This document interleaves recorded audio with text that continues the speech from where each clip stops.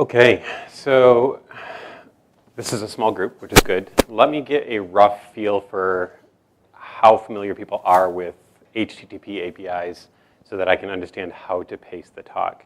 How many people here do HTTP APIs for most of their job?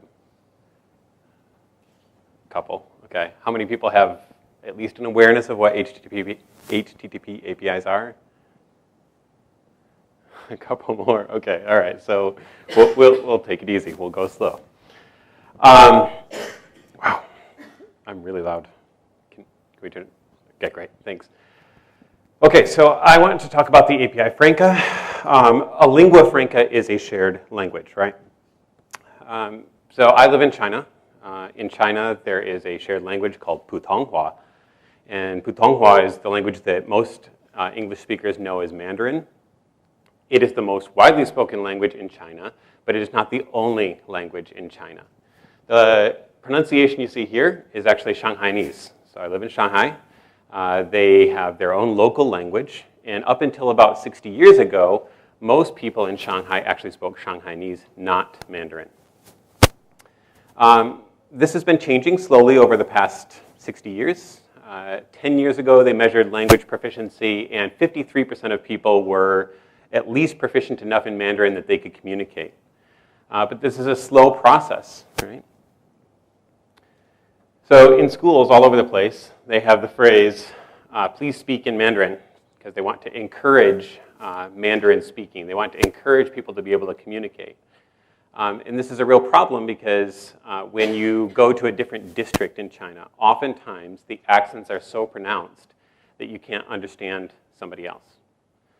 I think this conference is kind of an interesting encapsulation of this problem, right? We have people here who speak all sorts of different languages. We happen to be communicating in English because it provides a way for us to talk to each other and communicate messages. So, like I said, we have the same problem with APIs. There's a whole bunch of language that we can use even just in the space of HTTP APIs, a API exposed over the internet. You can see some of them here. There's Odata, there's JSON-LD, there's HAL, there's API Blueprint. There's all sorts of different technologies that you can use to create HTTP APIs. In fact, we aren't even close to what Mandarin has. So Mandarin had that 53% proficiency. We aren't even close to our systems speaking 53% the same language. So this is a real problem, right? And we need to figure out what to do about it. We need to figure out how my system can talk to your system using a shared language.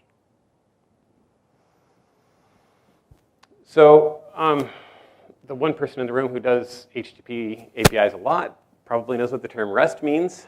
For the rest of you, REST is something that's built on top of HTTP. It came out of a dissertation by the guy who designed the HTTP protocol and the URI protocol as well. There's really no formal description of what REST is. He wrote up a dissertation. He talks about the REST architecture. But there is no specific rules of this is what it means to build something using the REST architecture. Even more so, REST was not initially designed to address APIs. It was designed as an architectural pattern. We've applied REST as an architectural pattern to APIs. But there's some stuff that gets lost in translation there. So let me give you an example. Let's talk about pagination. Many APIs need to be paginated. So if you've got 10 billion results that are coming back from a database, you need to cursor over that somehow, right? You need to return a batch of 1,000 or 1,000,000, and then you need to return another batch of 1,000 or 1,000,000 or something like that. Different APIs do pagination different ways. So this is GitHub's API. This is their API docs.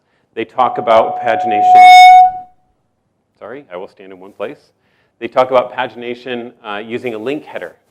So HTTP has two parts to it. It has a headers block and it has a body block. They put the pagination token in the header. This is Google's API. they put the pagination token in the payload. So not in the headers, but in the body is where they put the pagination token. And they call it next page token. You can just see it at the bottom of the page here, next page token. And here's Facebook's API. They also put the pagination token in the payload of the request, or the response rather. But they call it next as opposed to next page token.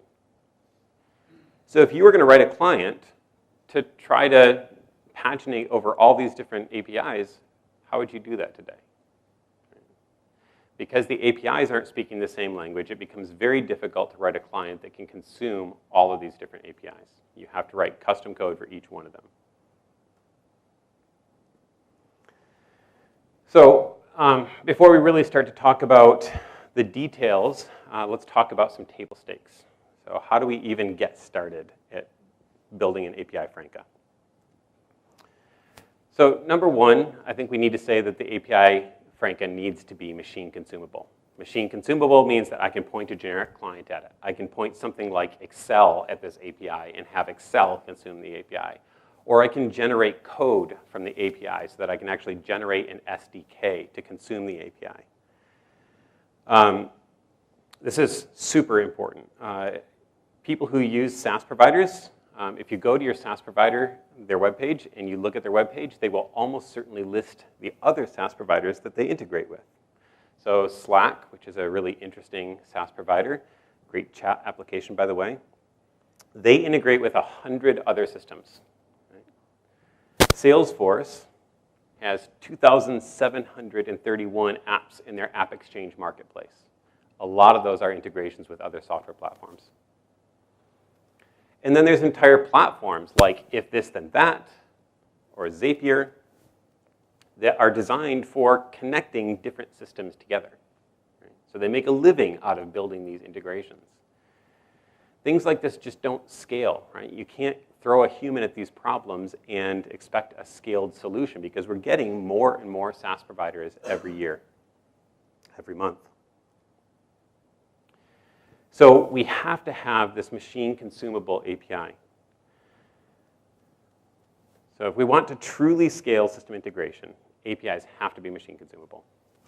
Number two, we have to make scoping decisions. So how are we going to scope the various aspects of the API Franca? It can't handle everything. I've got some examples here. But we can't handle all sorts of queries because different underlying systems support different types of queries. So we've got the RavenDB guy here in the front row. They support a certain set of queries, right? That set of queries is very different than what SQL Server supports. It's probably similar to what MongoDB supports, but maybe not exactly the same. And then there's a slew of other data stores that may or may not support query at all. So we do have to make intelligent scoping decisions about what this shared API can do. Similarly, we saw pagination and all sorts of other things. We have to make a bunch of decisions about what this API Franca can do. If you make it too big, it gets really hard to implement, right? You can't have too many features, but at the same time, you can't have so few features that it's not useful. And the final table stake, it has to have broad compatibility, right? This is kind of a self-fulfilling prophecy almost based upon the premise of this talk. But we need to be able to access it from Windows, in Linux, in OS X, in iOS, in Android, right? People need to be able to program against it in .NET, in Java, in JavaScript, in Swift, in Python. All these platforms and languages need to be supported. Otherwise, we really don't get to that lingua franca. So the three fundamentals for building this API Franca are transport. We need transport to get the message from system A to system B. We need to know who the caller is, so we need to be able to authenticate that caller. And then we need to be able to actually serialize the message. So the transport has to have something to get from point A to point B. So let's talk about transport first. The modern shipping industry is only 60 years old.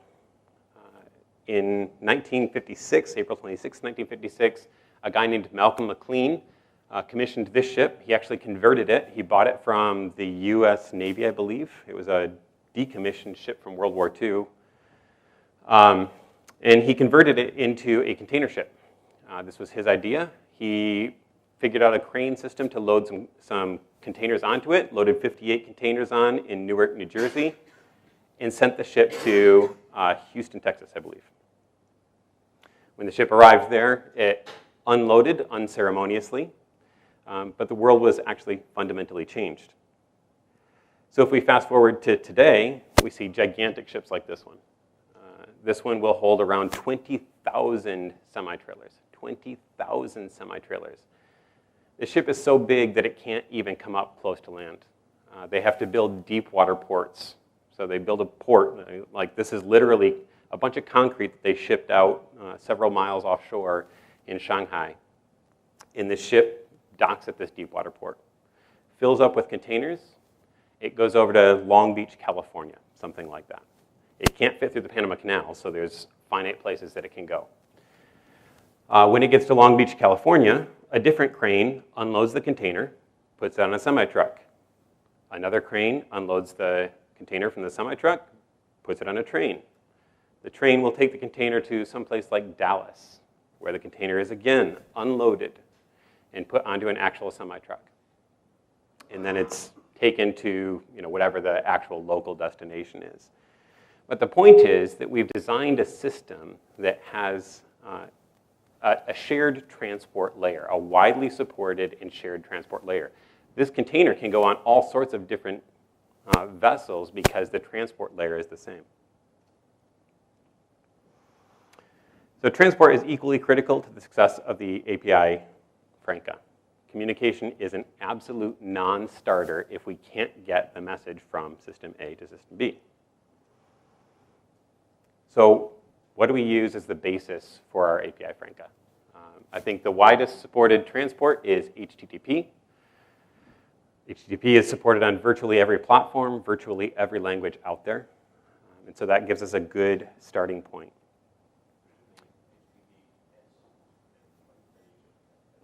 Sorry? HTTPS. Well, HTTPS is still just HTTP with SSL encryption of the payload, right? And so it's still a foundation of the HTTP protocol. So yes, and we're going to talk about security on the next slide. Absolutely an important topic. I think the point here, and we can argue about whether or not HTTP is even the right starting point as a protocol, but we have to pick a starting point. And I think the world has more or less settled on TCP/IP, HTTP. It does have extremely broad support today. Because it's built on IP, it is routable, so I can get it from my network to your network, or from my network to a neighboring network, or even across the internet. Because HTTP is built on TCP, I've got guaranteed delivery. So TCP knows how to reorder packets and how to reassemble the overall message. And HTTP has a lot of great features like cacheability. So I can put an E tag on an HTTP message. And smart HTTP proxies can use that to cache things. This is how your browser caches things, right? And HTTP is proven. It has been used for 20, 25, 30 years now.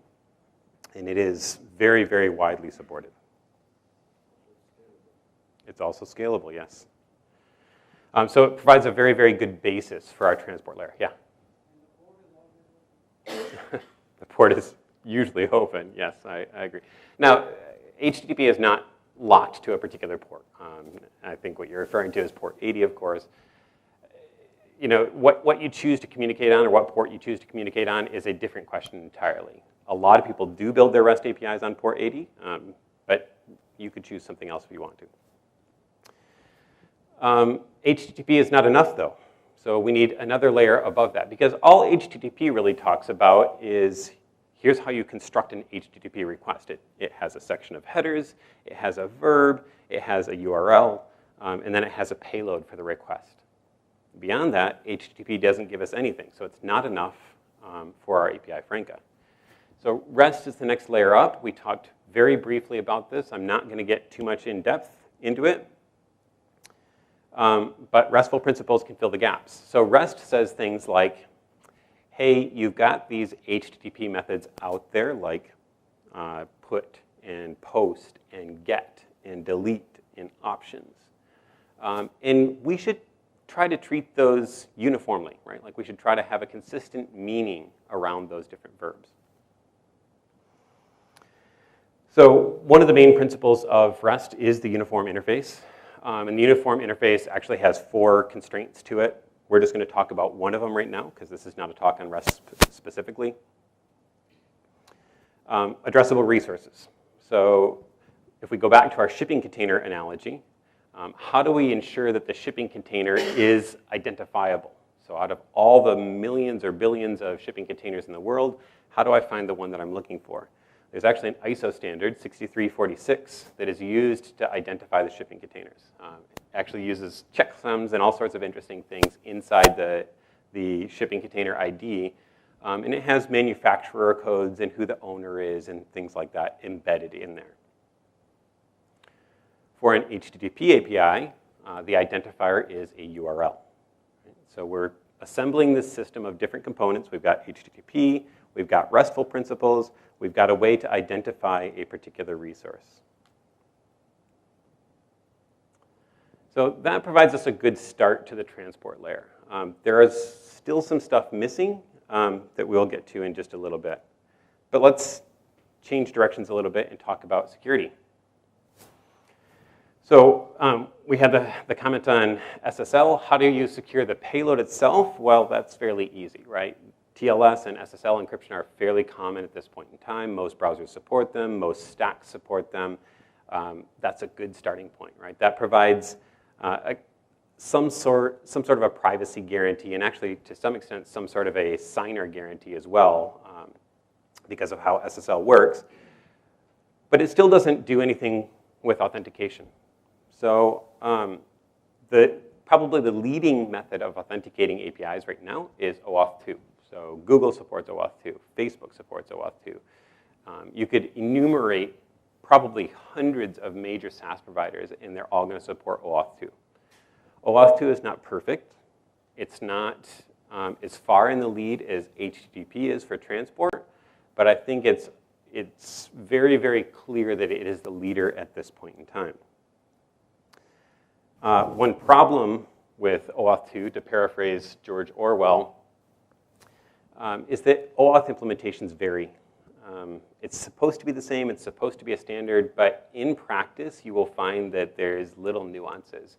We've actually run into this a bunch of times. So I'm going to demo Excel connecting to an Odata feed in a little while. And they've had many, many problems trying to do OAuth 2 connections. So what happens is each provider does OAuth 2 just a little bit differently, and so you have to write a little bit of custom code. But again, it's in the lead. It's clearly in the lead. It's a good foundation for us to deal with. Even if it wasn't in the lead, the idea of third-party auth is super, super important. Right? So you've got the party that's requesting, you've got the party that's responding, and then you've got the party that is verifying the identity of the requester. Generally speaking, this is a third party so that it can be trustable. This helps systems work across boundaries. So I've got pictures of passports here.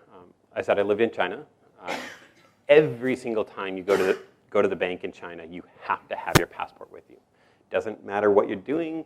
It doesn't matter how many security questions you could answer. I could answer 1,000 security questions. I still have to have my passport. I went to the bank this one time, and I wanted to set up auto pay on my credit card. So I've got my bank card, which is linked to my passport. Right? I've got my credit card, which is linked to the same passport. Both cards have the same exact name on them. I have both cards with me. I go to the bank. I say, I want to set up auto pay so that I don't have to come to the bank every month and actually pay this credit card bill, because you can't pay bills online in China either. And long story short, they sent me away after about an hour of arguing about whether or not I actually needed my physical passport there. Even though they're all linked to the same ID, even though they have the same name on them and everything else, I had to have that separate piece of identification there with me. They care a lot about third-party authentication. They care that I am who I say I am. And they want to see that somebody else other than me is saying, I am Mark Stafford. So last fundamental, payload serialization. Now that we've got HTTP as our transport, some RESTful principles on top of that, we've got a way to authorize the caller. We need a way to actually write out the payload, right? This is the bulk of the response. Compared to the payload, HTTP and auth overhead are pretty small. There are lots and lots of candidates for how we write the payload. JSON, XML, there's a bunch of binary formats out there like protobuf and Avro and Thrift. But if you were to kind of look at all of those and say, what is the best option for a shared language? Today, it's probably JSON. There's tricks that you can use to improve performance. You can gzip the payload. You can do all sorts of different things to improve the size of the payload. But JSON is spoken by many, many different systems out there. So JSON, if you don't know, is just the JavaScript object notation. It is a very simple and straightforward serialization format. You'll see it in just a minute when we do a demo. It is by far, the clear leader in modern APIs.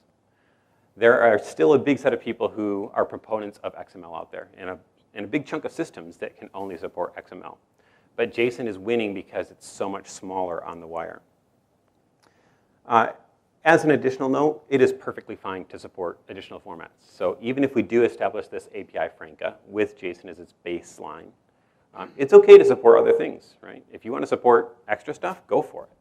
So if you want to support protobuf to get the additional throughput of a binary protocol, fine. The baseline is getting that shared format out there.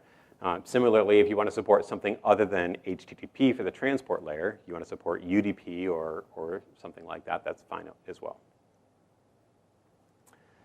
So to kind of recap so far, we need HTTP for transport, OAuth 2 for identities, JSON for serialization, and that's it, right? Simple, easy.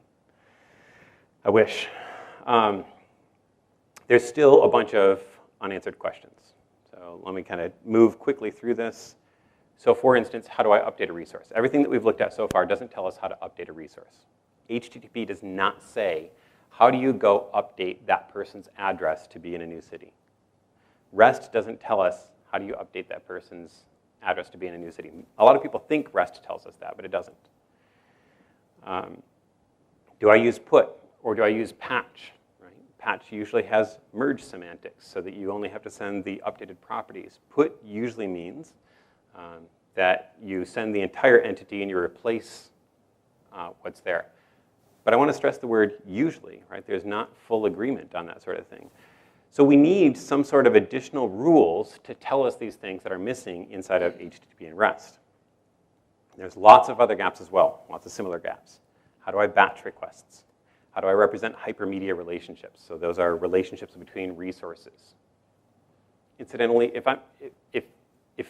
I'm using vocabulary that doesn't make sense, I would much rather have you stop me and ask than get through my slide deck. It is far more important that I don't lose people than that I get through the deck. So please ask if you have a question.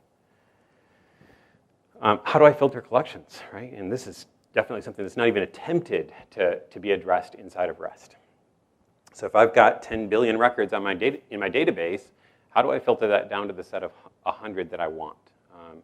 All sorts of APIs have all sorts of different approaches to doing this, and you just have to go out and look at a few different API documentations online to understand that this is a fundamental problem.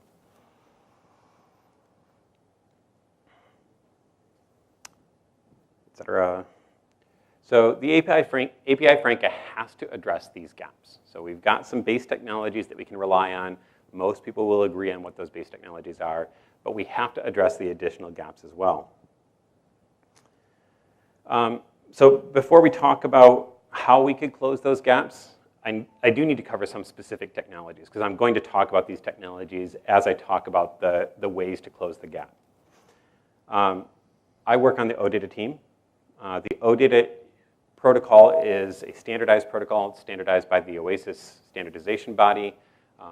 Microsoft was involved in the technical committee. SAP was involved in the technical committee. CA was involved, IBM, Red Hat, and a whole bunch of other people. There's, I think, 49 companies that are represented on the technical committee, but it is a standardized protocol.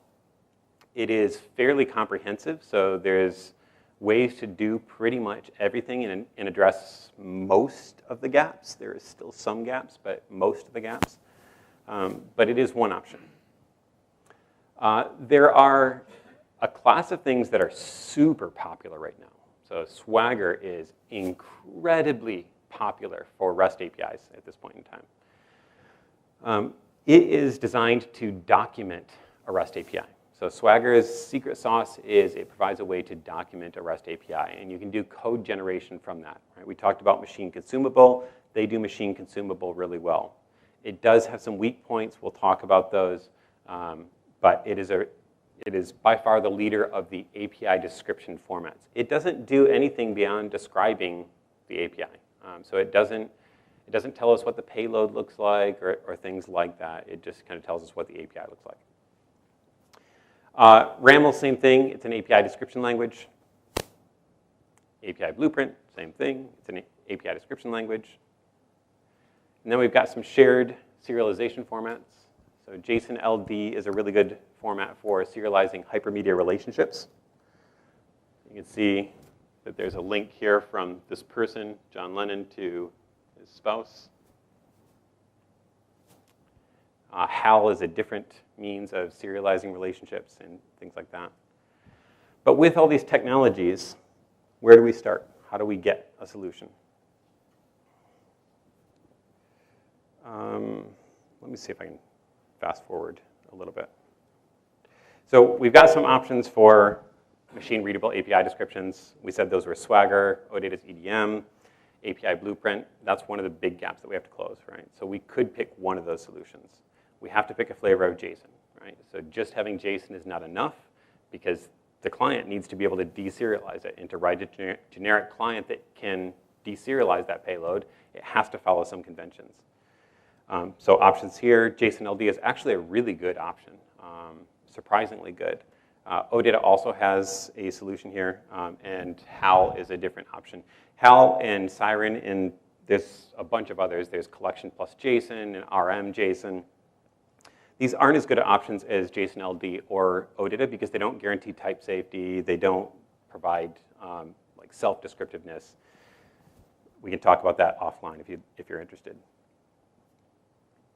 And then query, how do I filter a collection? Sarah. The only option that I know of here is Odata. If there are other options, I'm really interested in hearing about them. But I don't know of any other generic options for doing query in something like the API Franca. Yeah? What about all those searching solutions that we've seen, like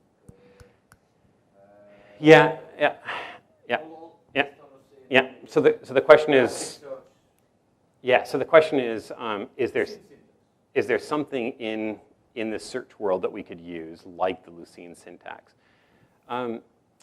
So I probably need to know more about the Lucene syntax. So the types of query that we're talking about, like we want to be able to say things like, this property should have this value, or should contain this value, should start with this value, or end with this value. Or I want to be able to navigate through an object graph. And across navigations in that object graph, I still want to be able to do that sort of thing. Sure. So I guess the point here is, look, this is not a closed conversation. We want to understand what the best options are. I would love to have that conversation. Yeah, but in general, Lucene-based syntax is very, very flexible and can support, maybe except of join, this relational style join, basically. Okay. So yeah, maybe we can talk about that afterwards. I'm definitely very interested.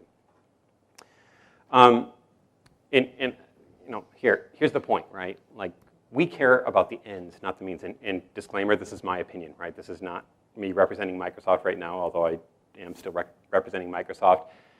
But look, like, we invest a lot of money in Odata.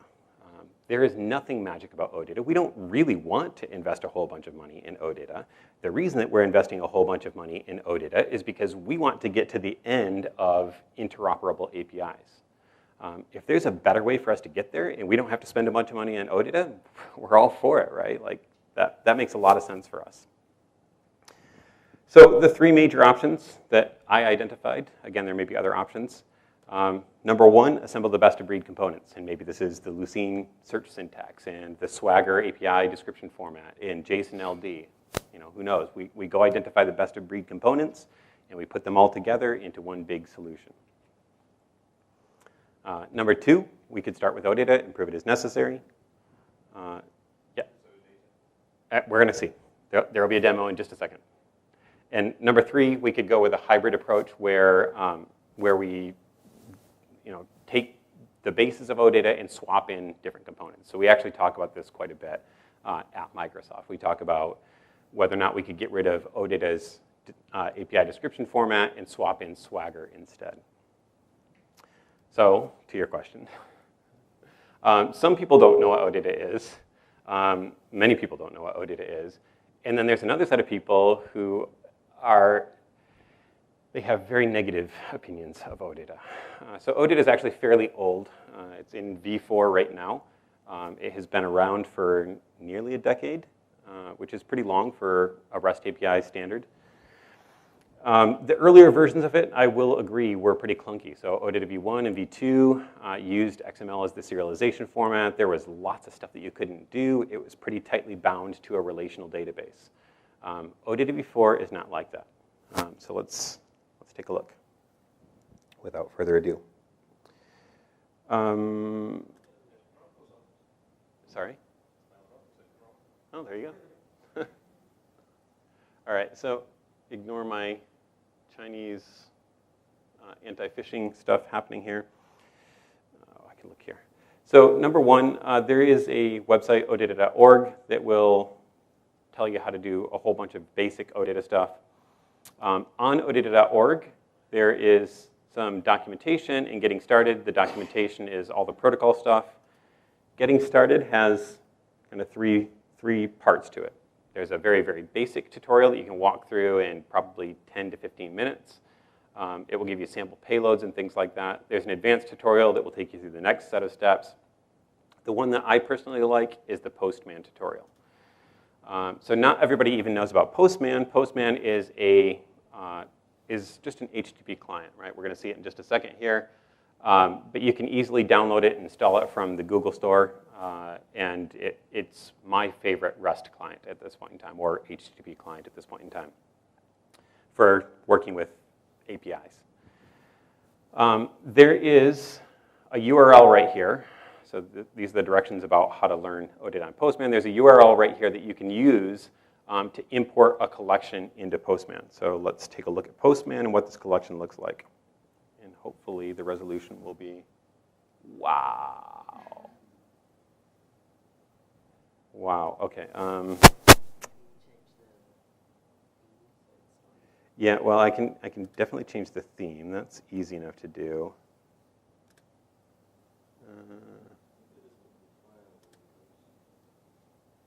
Sorry? Yeah, there is. It's awful, though. I should have installed Zoom. I didn't realize that I should have tested this application. Okay, let's close that.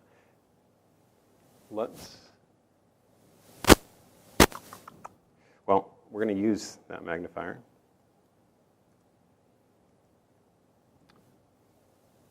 Maybe.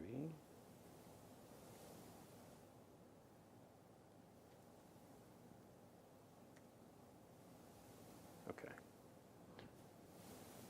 Wow, this is going to be awesome. Okay, so if you install that collection, you will get something like this. So we've got this folder called OData by example, and we can go through a whole bunch of different requests. So just looking at a very, very basic, like this is the most basic concept in an OData service, we can go look at the service root. We'll put this into pretty print. So The payload is fairly straightforward. So the request, we just send it to this particular URL. There are some published reference services that you can use for learning about OData. The trip-in service happens to be one of them. When we send a request there, we get JSON back. There's two parts to it. There is a context that describes what it is that you're getting. And then there's the actual payload. So what we said is, hey, look, what exists inside this API? And what the API told us exists are a collection of things called photos and a collection of people. There's probably other stuff down there. Airlines, airports, et cetera.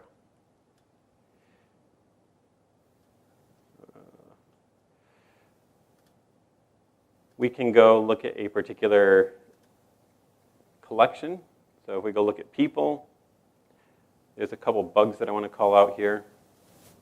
So things that should be here, the context URL. So the context URL tells you what it is that you have back. This is really important. This is a REST fundamental concept. So REST itself says, hey, look, the response should be self-describing. If you want to know more about the context link, then I will tell you afterwards. The next link is how OData does paging. And every OData API that you go out and deal with is going to have that next link. So we're going to look at Exchanges API in just a second here. And Andrew is going to demonstrate it in just a little bit in the other room. But for every OData API, you'll see that this is the consistent way of doing paging. And then we've got the collection of results. So the bugs here are the @odata.id and the @odata.edit link shouldn't show up. The reason that they shouldn't show up is because we know what they are, right? We can figure them out from the rest of the payload. And I'm sorry, I know that that's really opaque and hard to understand.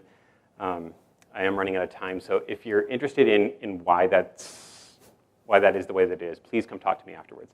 The point that you should take away from this is most of the payload is just plain JSON, right? It looks very much like the HTTP API that you would write from scratch if you were going to do that. But it's not plain JSON, right? Like I can go, kill my magnifier. So I can go take Excel. Wow.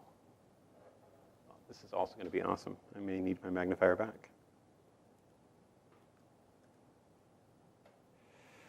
Okay, so here we are in Excel.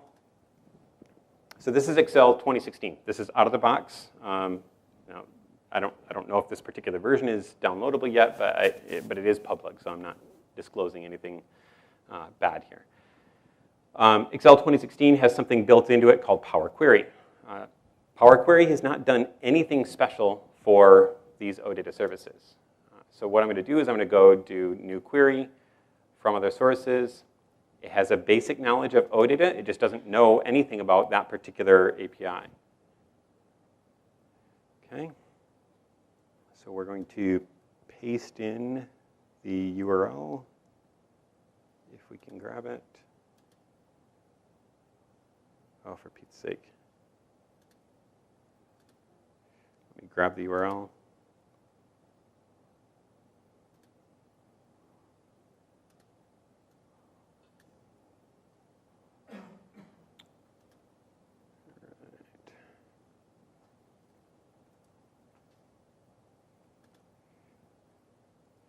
Okay.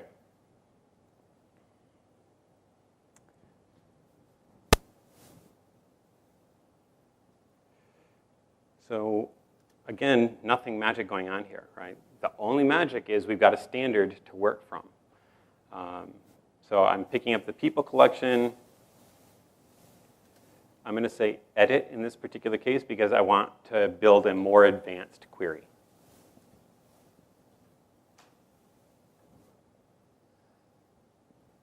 Oh, boy. So what we're going to do is we're going to say, hey, look, I want anybody whose last name starts with, oh, you guys can't see this.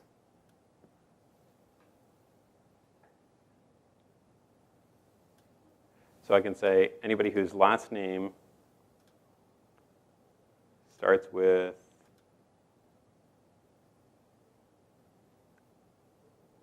we'll A.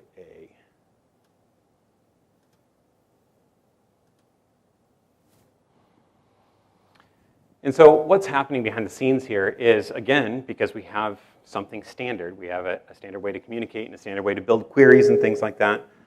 Excel is actually building the query on the fly, and it's sending the query to the server such that the server only returns the appropriate information. Excel will do a little bit of magic here so that it will compensate client-side even if the server can't handle that particular query. So you can compose queries here that not even Odata can do, and Excel will compensate for it on the client side. But in this particular case, it's actually sending the filter back to the server, and that's a really good thing, right? Again, if there were billions of people in this database, you don't want to get all billion back into Excel. It's going to cause all sorts of problems, and it's going to take forever. You want the server to be able to do that sort of filter. And Excel is not the only tool that can do this. So Tableau, how many people know what Tableau is? Got one. There's no BI nerds here. Tableau is a beautiful, beautiful non-Microsoft BI client, right? You can do all sorts of really cool reporting in it. ClickTech is a different BI client, also has support for Odata. And there's support for Odata in many other products as well. So all these things have the ability to do kind of that shared query.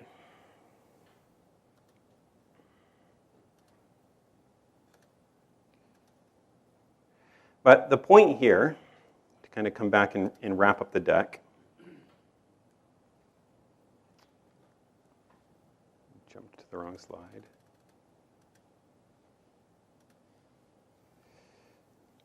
Okay. So the point here is, look, we have APIs. We have lots and lots and lots of APIs. APIs are proliferating more and more. We talked about RavenDB's REST APIs, right? And Zential has REST APIs. We have to get better at not building custom APIs, at building something that we can all talk to, that we can have generic clients that can communicate with. So my ask to you is, number one, think about whether or not there's really a problem here. I obviously think there is. I wouldn't be here talking about it. I wouldn't be working on the Odata protocol if I didn't think there was a problem. And I moved to China to continue working on the Odata protocol. So I really think that there's a problem here. I want you guys to think about whether or not there's a problem. And you need to come to your own conclusion. If there is a problem, how do we move forward? How do we start to get traction and move forward? Right now, the people who are adopting Odata, I've listed some of them. So Salesforce is actually also on the list. They are consuming Odata right now. They own Heroku. Heroku is exposing Odata. And then there's a whole slew of other people. So Acumatica and Informatica and Jitterbit, those are all data integration providers. There's people in specific verticals like Ernst & Young and Sage and just there's a lot of companies that have adopted Odata. But still, it's only a fraction. It's a very, very small fraction of the overall API base out there. So I'm looking for a solution, even if that solution is not Odata. I want us to get to a place where we have shared APIs, where we can communicate in the same way across the board.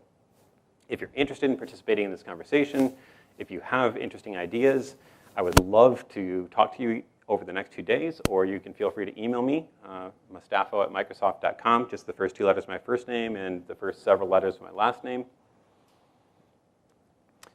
But that said, I really appreciate your time, and I will let us go to the next session. Are there any, thank you. Are there any immediate questions? Immediate questions? Immediate questions? Yes. Your example with Excel, you have an example with authentication. Yes. Yes. Is it possible with that version and new version? Yeah.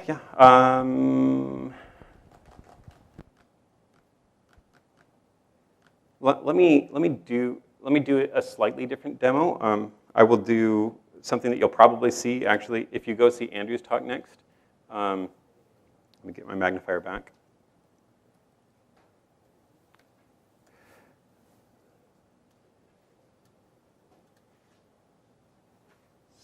So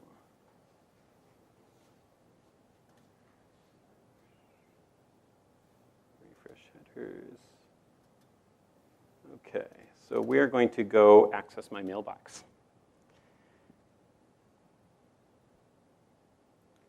So HTTPS. So this is Exchange's API. And right now I'm just using basic auth to access it, right? So you guys can see kind of the first part of my base 64 encoded. So if you could see all of it, you could actually go get my password, but you can only see part of it. So in this particular case, we're just using basic authentication. Outlook obviously also supports other forms of authentication. They support OAuth 2. It's just to do OAuth 2 support inside of Postman is kind of a pain in the butt. The support inside of Excel, I know that they support certain forms of authentication today. I think OAuth 2 is still in process because of the problems that I talked about. So again, OAuth 2 is definitely leading the pack. It's not problem-free yet. Does that answer your question? Yeah, so we actually say that authentication is completely orthogonal, right? It's just a different direction from what we're really doing, but it is an important topic. So. Any other questions? Okay, so I am around. I would love to talk to you if you're interested, and most importantly, I'd really like to move this forward. Thanks.